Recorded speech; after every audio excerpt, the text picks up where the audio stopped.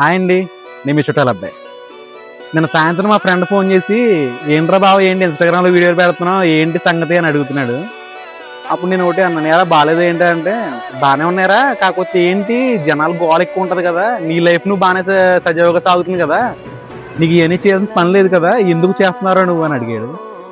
అప్పుడు నేను చెప్పాను, ఒరే బావా, కొన్ని విషయాలు మనం చేయాలనుకుంటాం కానీ చేయలేము. అది పరిస్థితుల కారణం వల్ల అవ్వచ్చు, ఎకనామికల్ బ్యాక్గ్రౌండ్ వల్ల కావచ్చు. మనం నచ్చిన పని చేయలేము కొన్ని విషయాలు. కానీ ఈవేళ మనకి ఒక వెనకాల సపోర్ట్ బాగానే ఉంది, వెనకాల సపోర్ట్ మనకు బాగానే ఇస్తున్నారు. ఈవేళ నాకు అది చేయాలనిపిస్తుంది, అది నేను చేస్తున్నాను.